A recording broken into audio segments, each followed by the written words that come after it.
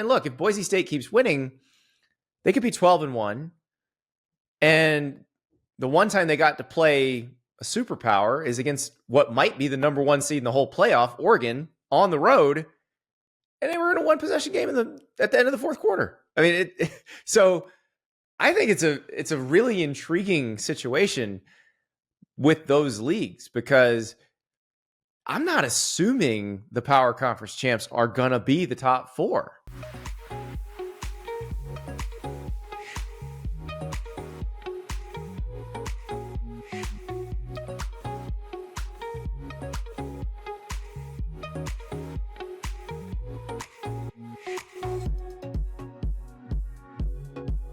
Welcome back, or welcome to Y Option.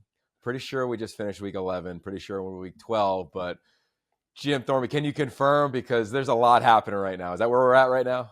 Yeah, that's definitely where we're at right now. I couldn't believe it myself. Like this season has absolutely flown by. I think part of that is just the unknown of this season, that no one, all the realignment, the 12-team playoff, like everyone is relearning college football, I feel like, this year, because it's and I think we're going to get to this in a little bit, is like, who's actually good? Right. Like, I'm not sure how many teams, like, I think there's a lot of really good, I think there's a lot of good teams. I don't know how many great teams there are. Yeah, I don't know how many elite teams we have, but we will get into all of that. Jim Thornby, Yogi Roth, thank you for making us a part of your day. I think somebody said that somewhere along the lines of sports radio. In addition, we've got Andy Staples of On3. He joins us. He's our special get today. Excited to talk to Andy. He lives in Gainesville, Florida, and we are going to talk about Pullman, Washington. He's got a great lens on the whole country, Jim, as you know. But before we get to that, we need to talk about a couple things, okay? I just want to let you know my weekend. I was in Arrowhead, baby, and the perch was so amazing. I was working with Fox.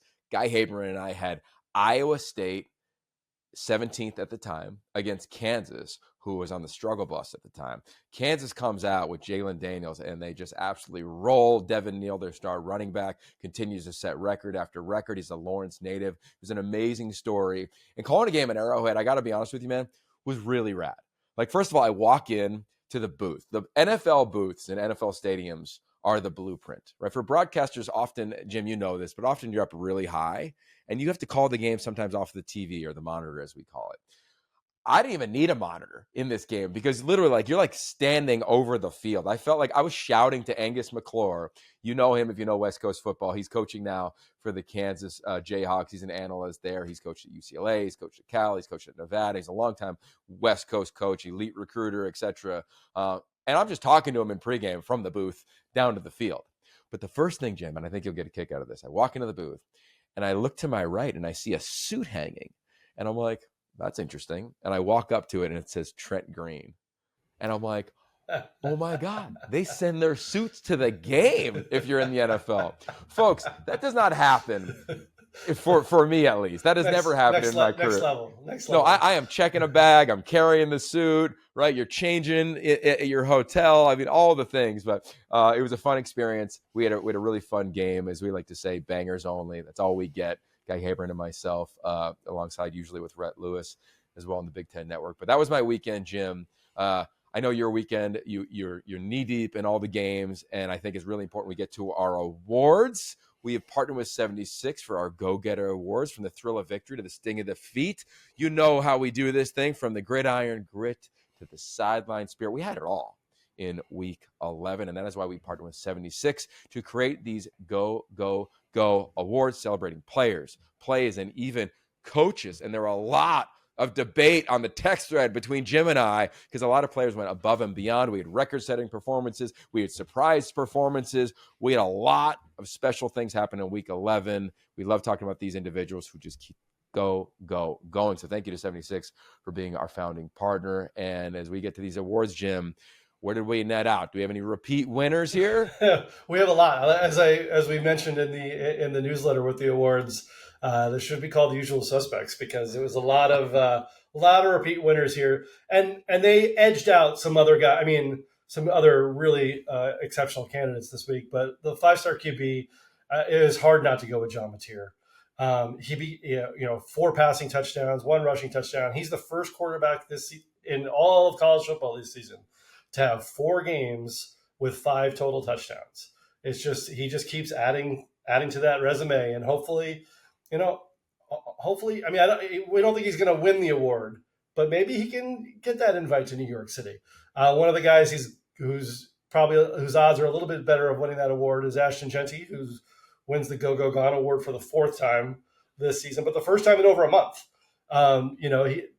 He kind of really broke through again.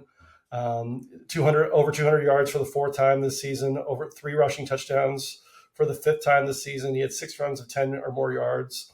That dude is also a repeat winner, but it was an unusual repeat winner for Jordan Burch.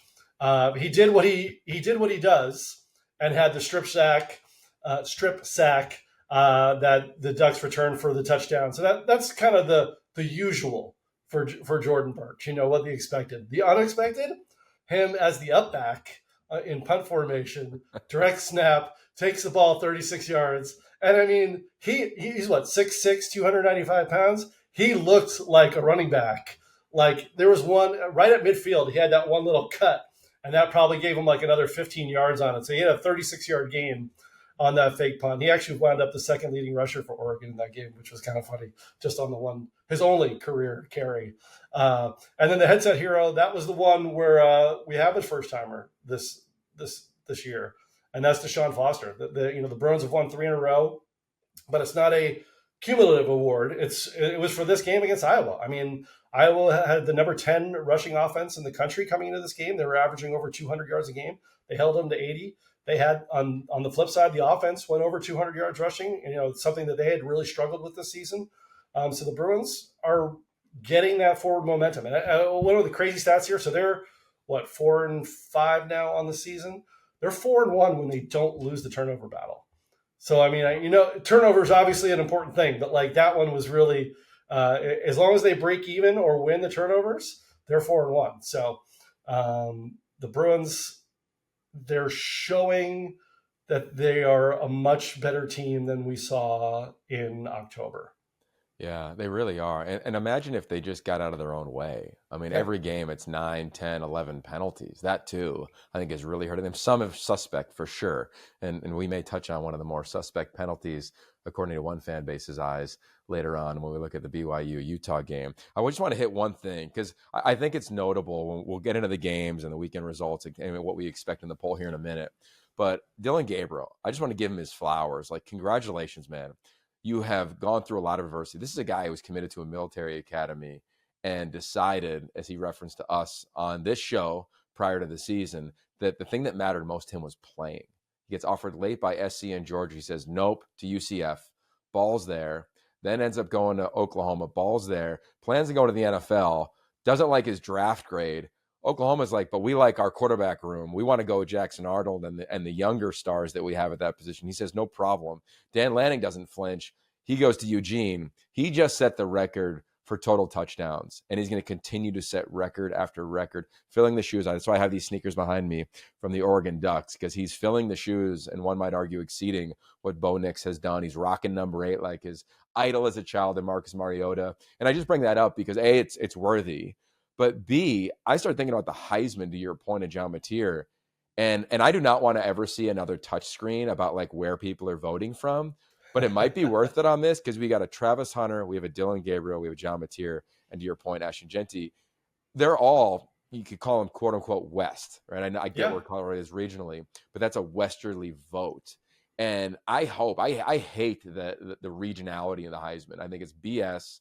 I think your vote should be checked and should be balanced, and you should have to provide data why. That'll never happen, at least in the era that we live in now. We've made this case to the Heisman Trust before. If there's too many voters, too many people voting too early. But I'm worried about that among that group, because every one of them are doing special things. And I get the Heisman is special, but the Heisman is not a regional vote based on where you reside. I think, sadly, that is how voters attack it. There will be much more on this starting next week. We're going to take you through the 10-point scale that we have around voting for the Heisman. But I think it's noteworthy to call it out now. So all you voters, stay up late or don't vote on the regionality. That's how it feels, man. I'm glad you brought that up, because like that, I had that same thought as when I have all the multiple screens up here and I 4 or 5 West Coast games on at once. And on the bottom left, I had that Bama LSU game. And as Jalen Milroe kept cracking up. And I know Andy Staples is going to talk about that a little bit later on the show. But like in the back of my mind, I'm like, oh man, here comes the Paul Feinbaum train. Like I can only imagine like that is going to be, because we saw it last year with Penix and Bo Nix.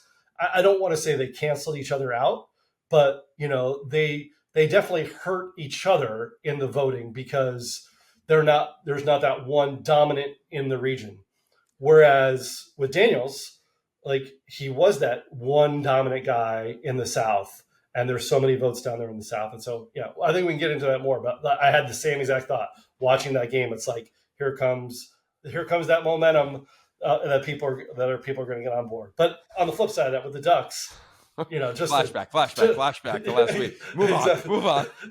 To transition out of that, the Ducks, it's kind of funny. It's like, I almost feel like they don't really get the amount of talk that a number one team in the country gets. I don't know if it's because they're kind of winning a little boring. I mean, they won, 39-18 over Maryland. And the third quarter, it felt like they Will Stein, and then they started really going to the bag of tricks with, the fake punt and the direct snap and the thick six and all that. It was almost like they had to like jumpstart back, because like they were just methodical. I don't want to say they're obviously a great team. And maybe that was a little bit of a lull in that game, but even in a lull, they're winning by 3 touchdowns. I'll say this, man. Like not to cut you off, but that sadly, I can't believe I'm going to make this statement, but that is the Big Ten. Like you go watch Ohio State's game. I was calling a game at the time, and I see 45-0, and I'm like, whoa! They probably jumped up, and it was 28-0 in the first quarter. It wasn't even close. It was like 7-3. Like it's just a limited possession game based on the style of play. Again, you go to the Indiana game, they jump all over Michigan. You're thinking, are they going to drill them? But it's a limited possession game. I just think that, and you look at the Oregon team, the team at Penn State, same deal. Like they jumped all over UW, but the first quarter was like 7-3. Like it's a limited possession game in that regard. And I just think the teams that are better, and your point as we started this, like who's really elite, the best teams to me, they're the ones that just kind of, I'm trying to make the most appropriate phrase here, Jim, but like you have a window, and if you don't take it, they just keep leaning on you and leaning on you and leaning on you. And then it's just, you have no shot. That is Oregon. That is Ohio State. That is Penn State. I'd say Indiana is one of the few teams that jumps on you explosively. I think Oregon has done that. It can do that too. Ohio State has that capability. Penn State has shown it at times. But overall, like the body of work, I just think that we're looking at teams that like the longer it goes, the better they get. And I think that's going to serve the Ducks well, because it's a longer season. They're going to have to play at least 3 more games, maybe 4, right? Maybe more, right? They're pencil them in, I think, put it in pen for the Big Ten title game. I don't think they've clinched it mathematically, but I think we'd all think that they're going to be in that thing amid like some craziness over the last couple weekends. So I just think that's it. I think that's the season that we're in. There is not a 2020 Alabama, 2021 Georgia, but I think Oregon's the closest thing. I think in totality, the best team in the country when I watch. And I watch every snap of the Big Ten at least, and I've seen enough of Georgia. I think Texas is the second best team in the country right now. I think Ohio State. Wow. I think Ohio State, what they've done defensively, they changed their defensive scheme. They mix and match different personnel groupings this past weekend. I say those 3 teams, they've stood out to me consistently above the other ones. And I know what happened in the Georgia-Texas game, and we're going to talk to it about Andy and the Texas handling pass rushes, etc. But it's an offensive-driven game. And I just go to those 3 teams at the top. I just think it's Oregon, Texas, Ohio State as the top 3 teams in America right now. Ready, set. Use French fries to go. Yeah, oil from French fries. Turn yesterday's leftovers into today's fuel. More power, lower emissions. 76 renewable diesel fuels all the ways you go, go, go. Yeah, I would definitely. I think Oregon and Ohio State are the only 2 teams in the country right now where I'm like, I know they're making the playoff. Right. Like those two are the ones that I know for sure. Texas, if they lose to Texas A&M, which is possible, which is very possible. I mean, those are two of the three remaining one-loss teams in the SEC as far as as far as conference games. The SEC is going to get really interesting in there, and I think we're looking at a world that most likely the playoff is going to be 4 SEC teams, 4 Big Ten teams, 1 team from the ACC, probably 1 team from the Big 12. Obviously, a Boise or other conference champion from the Group of 5, and then right now Notre Dame would be in that mix. Obviously, we've been tracking the Cougs, and for Wazoo and for them to try and hope maybe get into that mix. Last weekend, it's funny because 2 weeks ago we talked about how it was a bye week for the Cougs, and it was a great bye week because Texas Tech won, UW, all the rest of that stuff. This week I thought was probably Wazoo's most complete performance. Like, the offense was great. The defense, that was a struggle earlier on in the season, has been playing, is fully healthy now, has been playing really well, like 4 of the last 5 weeks. But Texas Tech lost to Colorado, which killed them on 2 levels. UW, did not fare well against Penn State. So their 2 best wins right there, both moved down the rung as far as like what's a quality win. Yeah. And then even Boise State, it wasn't like at their best this past week. So I think as well as the Cougs played, like the rest of their resume did not help them out this weekend as far as when everything else kind of played. And even Ole Miss beating Georgia. Like, if Ole Miss loses, like they're out of this. Like, they're not in the conversation anymore. But now that's one more SEC team that they're going to have to hurdle, and that's going to be the hard part as far as when it comes resume versus resume. And they're saying, "Oh, our best wins are Texas Tech and Washington." Those wins aren't as good as they were a week ago. Andy Staples is our guest coming up here shortly. We talk about playing games a little bit. I would love, when this thing expands to 14, that they take the 4 teams that are available, like the last 4 out. Like, everybody's doing this thing on TV now. We do it too. We're like, what's the mock 12? And then it's the 4 out. I'd love to see the 4 out play each other for slot 13 and 14, kind of like they do in the NCAA basketball tournament. I think all those are really interesting thoughts about, like, what is your best win? What is your best loss? How does the committee truly evaluate that? And I think net, conference realignment, was never a fan of it for obvious reasons. We all lived through that. Yeah. But I am a huge fan of CFP realignment. Think about what we're talking about now. Normally, we'd be talking about half the teams we're referencing now, and we're talking about a Wazoo team having an outside shot to the CFP. And we're talking about an Oregon team at the number 1 seed. Like, that's just kind of cool in that regard, which brought me to a thought over the weekend. I want to get your thoughts before we get to Andy. If this was the old Pac-12, who's your second best team? And who's winning the game? Because I know that I have the debate in my mind of team 2 versus team 3. Curious what it is for you, Jim. I'd actually have to say, and I don't know if you'll agree with me, I actually think it's Colorado. Yeah. Like, they, and I've been one on the doubter side for the better part of a year. And especially, like, I think, all last year when people would be like, "Oh," and I'm like, no, they're not as good as people talking. And that paid out the way that laid out the way that it did the second half of that season last year. Then the beginning of this year, like, it kind of was like, oh, that's kind of the same team, a little bit. And they somehow miraculously won that Baylor game. And ever since that game, I've watched them quite a bit. They've just gotten better and better. And you know who the guys are, who Shedeur is, who Travis Hunter is, what you're getting from them, but it's the rest. The offensive line has played a lot better. I saw some stat from PFF about Jordan Seaton, the true freshman left tackle.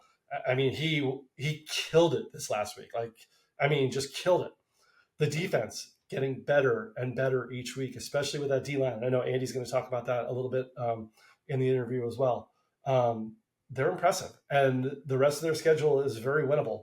and they have a legit shot of making it. Now I think they probably have to win the Big 12 championship game to do it. I don't know if they're going to be able to jump up over enough teams. We'll see how all the Jenga plays out with everybody else, but they're legitimately good. Yeah, they really are. I'd be curious to see. We'll dive into it in the next episode this week. Their matchup against Utah this coming weekend. Utah coming off just a heartbreaking game against BYU. I mean, are you kidding me with how that thing ended, whether it was the timeout, whether it was the holding? I mean, it was just so much. And then you got to give BYU the credit on the drive to go and eventually win the game in that atmosphere. Wow, what a game to watch. To the questions point, I'd go at Washington State and Colorado. The thing that I'd be so curious about if they played each other is I would pick the winner to be wherever the game was played. We saw what Wazoo did in Colorado. They drilled them in the cold last year. I think they knocked Shedeur out of the game early on, I believe, if my memory's right. And I just think it's such a quarterback-driven sport. I think both defenses are improved, to your point, about both of them. And I think if we laid out the old Pac-12, I also think we might have a different answer if they all played each other. Right? Like everybody's had different gauntlets. Like UCLA's had a crazy gauntlet. Washington, their road games. I mean, come on. Nobody's doing them any favors in the new Big Ten. Like just challenge, right? Nobody thought Indiana would be what they would be, but Penn State in a whiteout, Iowa, Indiana, their last 3 games have been like the biggest parties on those respective campuses all season long. And they get drilled in all 3 of them. So I think it's a hard conversation. Even SC, like, is Miller still the quarterback? If they get like a little reprieve and get a win, what is Cal? Right? Do they turn some of the tight losses into close wins? And then anyway, Arizona State. I think it's fair to talk about them. They're right behind them. I mean, because even without Cam Scadaboo, this weekend they still pulled out the win. So like they're right there in that mix. I mean, I don't think there's a lot of separation between Colorado, Wazoo, and ASU. I think they're all 3 pretty similar in that respect. Yeah. So we'll have some fun with that at the end of the season. We'll do our Pac-12 awards. We'll do Coach of the Year. We'll do a Player of the Year. Like, why not? We'll just have a good time with it. But we had a good time with our next guest. As always, all of our guests are presented by our founding partner, 76. Today's is the voice at On3. You follow that publication for all things college football, recruiting, etc. You definitely follow Andy Staples. He's had a storied career in sports media. He does a little bit of everything, but everything he does is at a very premium level. We've known him for quite a long time. Always wanted to have him as a guest. Wanted to have him on at this time of the season because of his lens coming from Florida. What does the West Coast look like? And our, of course, founding thought is college football through the lens of the West Coast. So the West Coast meets the East Coast. Andy Staples, brought to you by our founding partner, 76. And as mentioned, here's that man from On3 and many other places, Andy Staples, good friend, gifted reporter, columnist, personality, YouTube channel, podcaster, all the things. How you doing, man? Just trying to be as multi-talented and versatile as you, Yogi. That's all I'm doing. I can't throw, though. That's the problem. Can you catch? A little bit, but they made me block. I was a lineman. They didn't let me touch the ball, not even to snap it, because I almost broke a quarterback's fingers. But that's story for another day. All right. Well, you were probably like living vicariously through like Janoris Williams and Josh Connerly this past weekend with the Oregon Ducks. Josh Connerly. That looked like so much fun. Every time somebody does that, Bielema used to do that all the time at Arkansas. He hasn't done it as much at Illinois, but every time somebody draws something like that up, I'm like, thank you. Love it. Yeah. And I also like when the O-line coaches hit it big. Now, Bielema was a D-line coach, but like Brent Key, former O-line coach, beats Miami this weekend. Like, that's huge. Huge for the brand. That. I love that. Yeah, great call. Janoris Wilson, give him about a ton of love. I was around at OC and Coach Grimes this weekend. Jeff Grimes is O-line guy as well. So you're right. I love giving the O-line guy some love. Trivia question for you, Yogi. Oh, boy. Okay. This probably came up in your conversation with Jeff Grimes. Who was his offensive line coach? Oh, yeah. I got it already. Yeah, we already talked. We talked about it in the game. You were in a stadium. It was all over it. That's right. Andy Reid. They text back and forth, stealing plays, but giving credit. So that was really fun as KU was rolling. Take me through your week. And I was in Arrowhead. What was your experience? Because I believe you were at a pretty compelling game. I was. It's weird because I've had a bad string of games that I've gone to in person this year where they've all been kind of blowouts. This one actually, if we really boil it down, was a blowout. but it was an interesting blowout because it was not the direction we expected the blowout to go. So I was in Oxford for Georgia Ole Miss.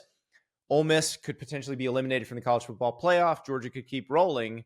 Instead, Ole Miss stays alive, knocks Georgia into an elimination game this weekend against Tennessee.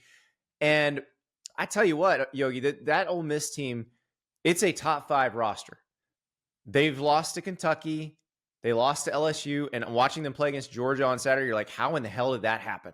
Because if that team plays the way it is capable of playing, it can beat everyone, every single team out there. And I think that's sort of Ole Miss's issue, is that they're somewhat inconsistent.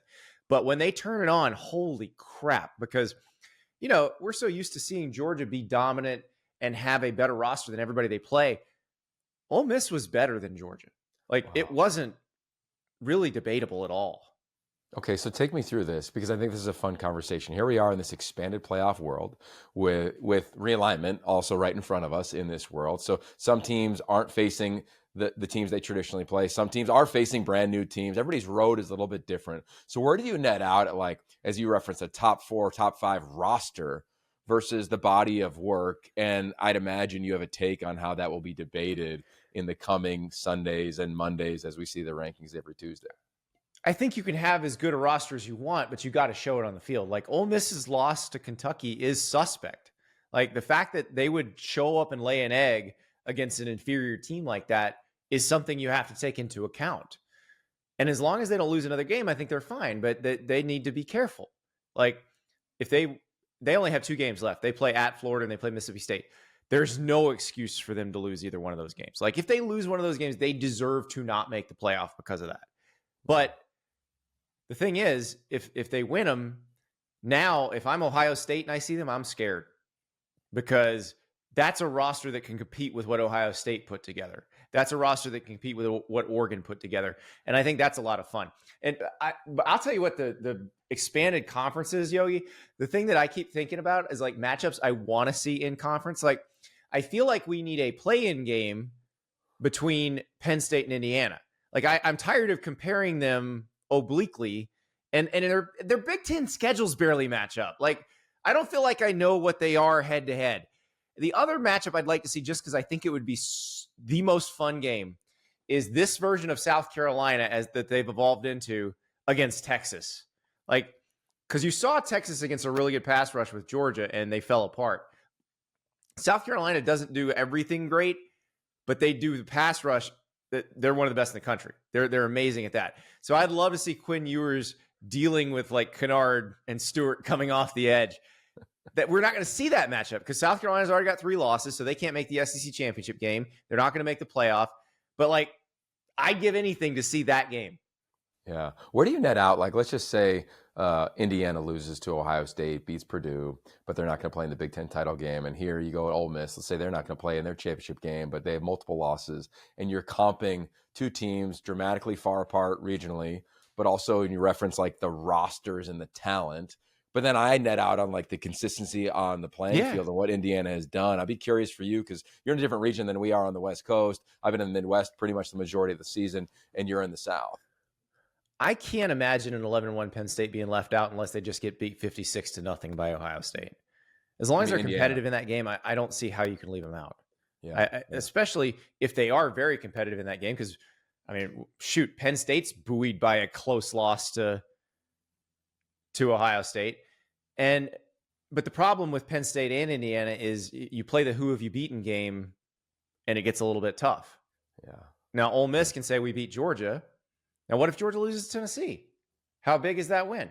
Now, I will say that South Carolina team I was talking about that I love so much, Ole Miss beat them 27-3 on the road. So that's probably a good win. But you're going to get that. And the thing is, like, the SEC, I don't think you can assume that just because they play in the SEC, they're good. I think we'll see in the NFL draft that they're probably more talented than the other leagues. I think the draft will bear that out. But that doesn't necessarily mean their teams are automatically better. And so I think that's what we got to be careful of, because, like, the SEC doesn't have a lot of, like, signature non-conference wins this season. We were trying to figure out what the best one was on my show, and me and Ari Wasserman, I think we agreed it was Georgia beating Clemson, which is not It's not that great. Right. I think South Carolina may beat Clemson too. Is somebody playing Mercer this week? Isn't that a big time now? Alabama's playing Mercer. Yeah, I mean, get out of here with that. At least South Carolina's got the Citadel coming up next week. Yeah. So, There we go. we'll get to see against the cream of the crop in the FCS. Yeah. Okay. Another big picture thought for you, because you just have such a great lens on the country. And here I am coming from college football through the lens of the West Coast. I'm curious where you net out when it comes to bids to the playoff among the ACC, the Big 12. And, it's not like, to your point, anyone in the SEC has been traditionally dominant like a Georgia had been or like a Bama had been, et cetera. The Big 10, Oregon is clearly, to me, has been that team. We'll see about, I don't know how you feel about everybody else, but I wonder what you think. Like, should those two super leagues be getting dramatically more berths? Like, should the loser of the Big 12 and ACC title game not get in based on? I think Miami losing to Georgia Tech made the ACC a one bid league, because I think there was a path to Miami going 12-0, SMU going into that game 11-1. And undefeated in ACC play with their only loss to BYU, who may or may not be the Big 12 champ when all is said and done.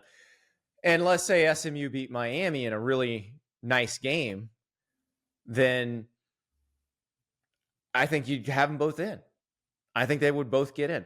But now that Miami's lost, I think it becomes an elimination game. I think it's a winner-take-all situation. And the Big 12 is going to be winner-take-all. The Big 12's actually got to be careful. Like, they gotta make sure they don't lose. Like the teams that make the title game don't lose a couple more, because that conference has a good chance to eat itself as the season goes on. Because remember, if Boise State wins out, what if Army wins out? Like, what if Army beats Notre Dame, wins the American, goes undefeated? Remember, it is not the 4 power conference champs get the top 4 seeds and get an automatic bye. It is the top 4 ranked conference champs. And remember, it's not the 4 power conference champs automatically get into the playoff. It is the top 5 ranked conference champs.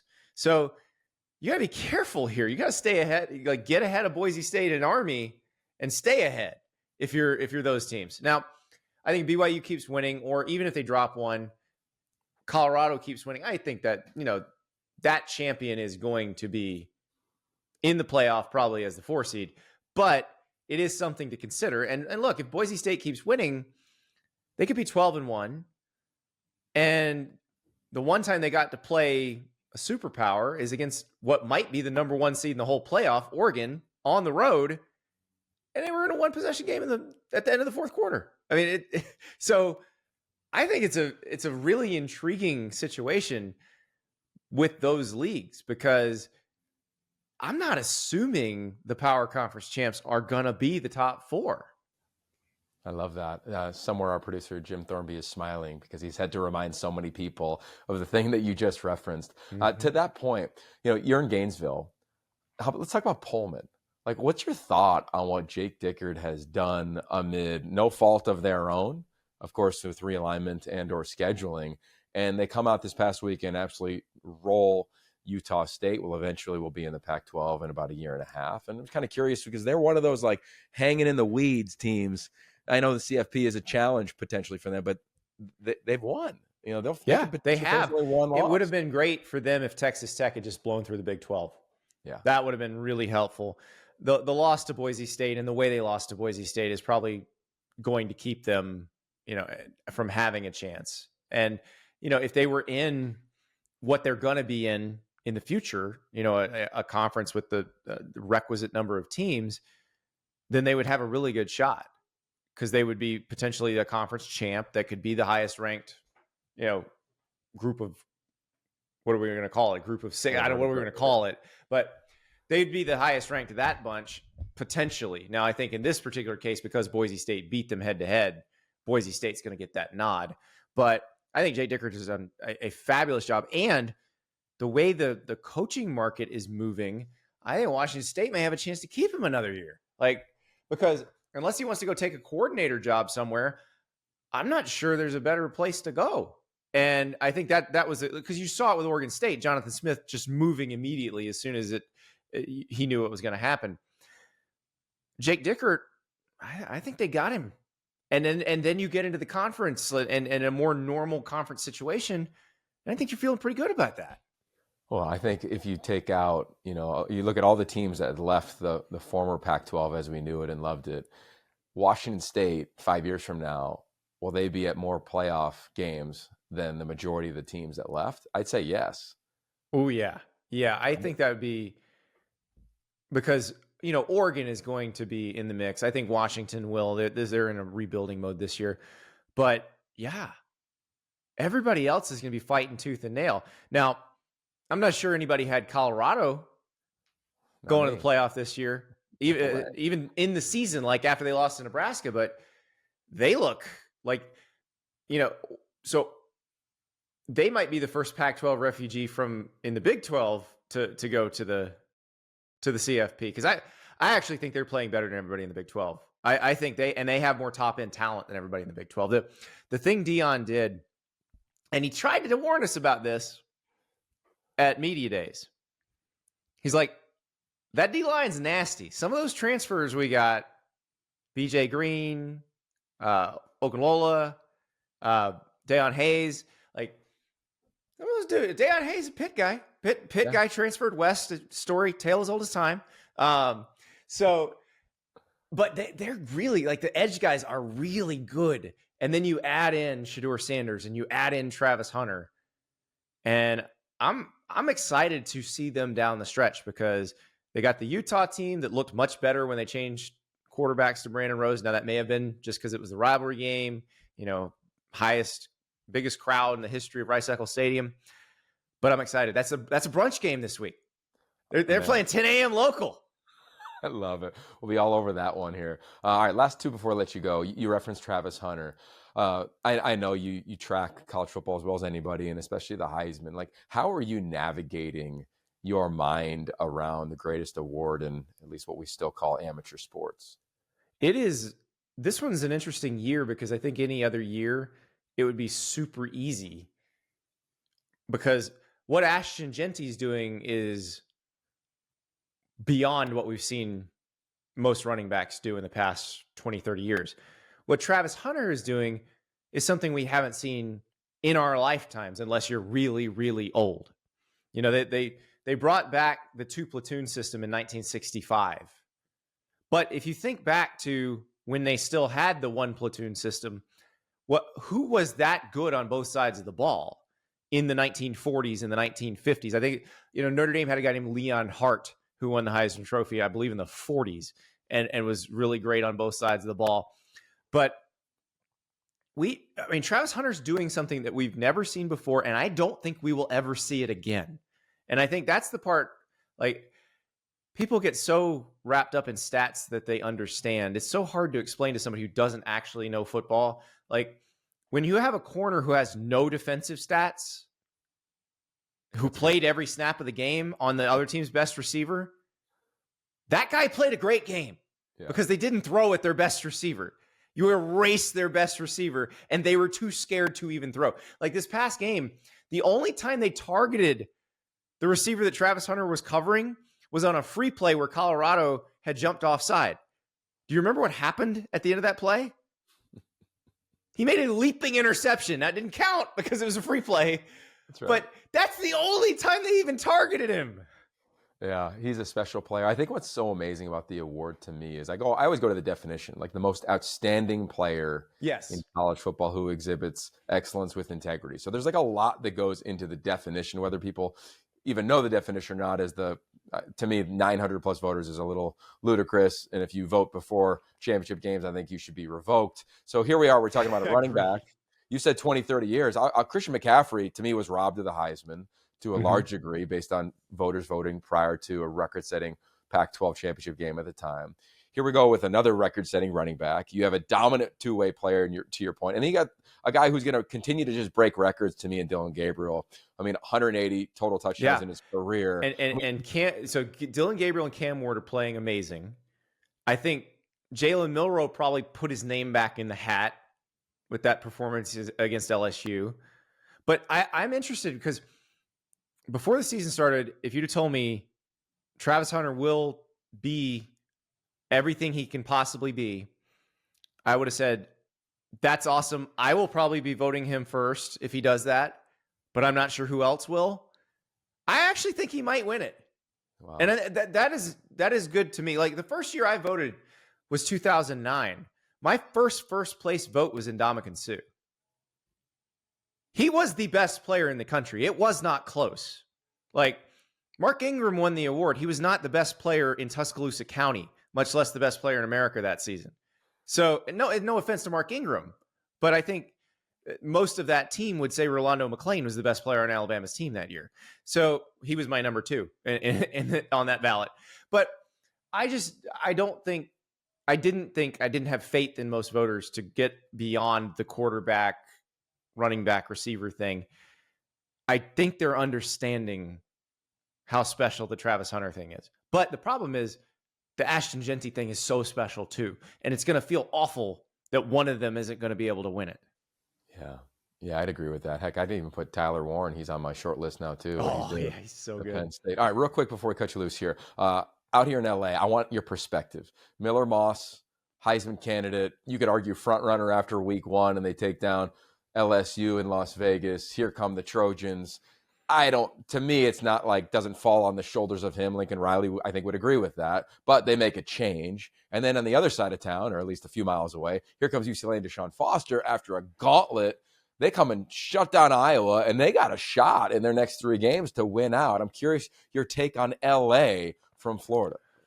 So I was at Big Ten Media Days when DeShaun Foster froze up on the stage. And I remember saying, okay, I got to talk to him because I do want to hear what he actually has to say. Because this is the only thing anybody's going to, like, what happened when he was on the big stage was the only thing anybody was going to talk about. So, we grabbed and pulled him aside and recorded an interview for my show.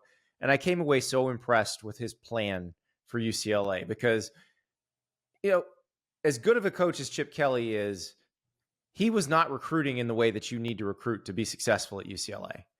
Like Jim Moore Jr. actually recruited the way you're supposed to make UCLA good. He just didn't quite put it all together.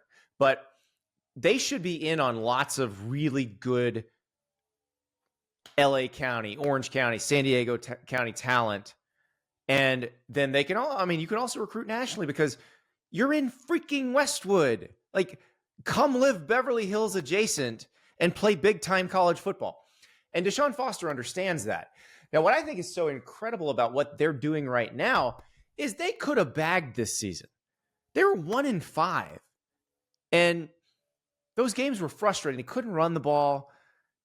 Nothing was working. And then all of a sudden, you start seeing progress. And they go to Rutgers and win. And they go to Nebraska and win. And they play Iowa. And they weren't able to move the ball on the ground. And all of a sudden, they are mauling Iowa up front. I mean, you think about it, Yogi. Garbers threw a couple picks early in that game. You take those away, that is a straight-up blowout. They dominated Iowa's defense on the ground. And I'm looking at Washington and going, you know what? Most teams have been able to run on Washington. So is UCLA finding its identity? Because if it is, this could be exciting. Because remember, Eric Bieniemy, first year as a college offensive coordinator. He's been in the NFL all these years. So this is new to him too. New to DeShaun Foster as the head coach. I'm very excited to see that because as you mentioned, they could win out. Like they could beat Washington, USC, and Fresno State. And they win 2 of those, they're in a bowl game, which is huge. Now, USC, I think a lot of it is they're somewhat snake bit this season, kind of like Nebraska over the years, where whatever can go wrong will go wrong. At least that's how it feels. I remember watching that Washington game, and they're right on the goal line. I'm like, well, they're finally going to punch this in. They're going to be fine. And like one defender is unblocked, and I have not seen a running back get hit and fall backward like that in my life on the goal line. And I was like, this team is cursed.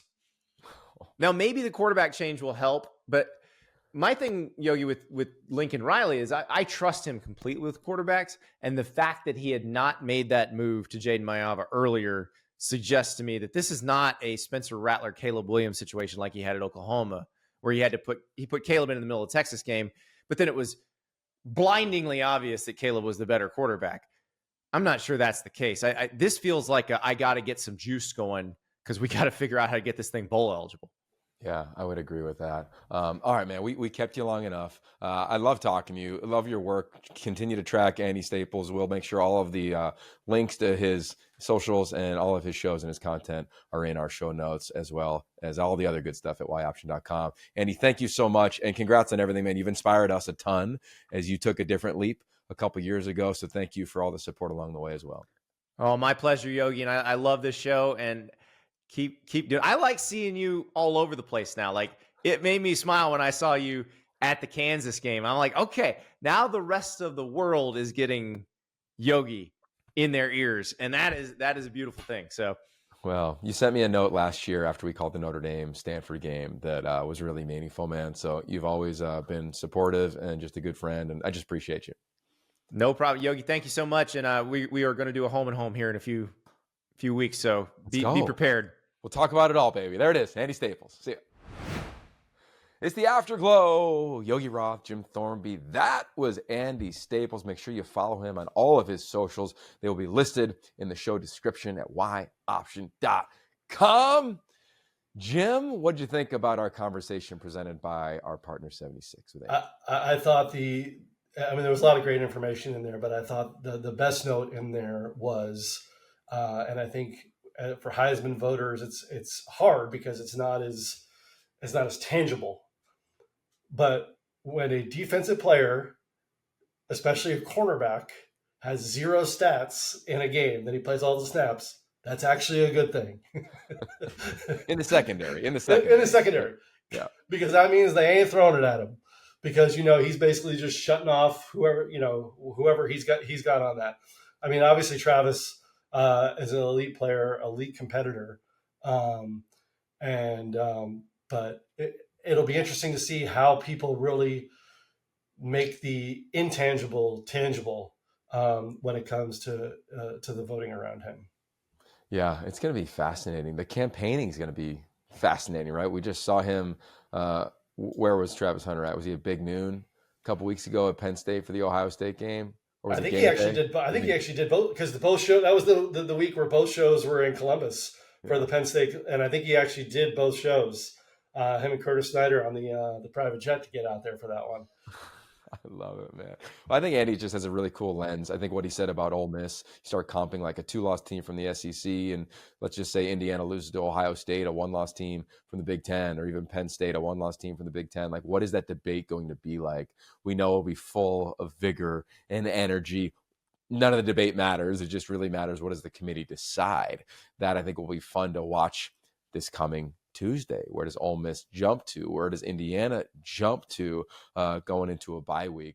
A lot of drama, but always a lot of gratitude, especially for our guests. So, Andy, thank you for joining the show, and thank all of you for supporting this show. Here we are in week 12. We'll break down all the key games upcoming this weekend. You got a big one in LA. It looks like Dana Holgerson's going to call plays for Nebraska against Denton Lynn, and USC with a new quarterback for the Trojans. Does Nebraska have a new quarterback? A lot of conversation that we'll find clarity on by the time we get to the end of the week. And we got UCLA on a Friday night going up to UW. Both teams need a win if they want to go to the postseason.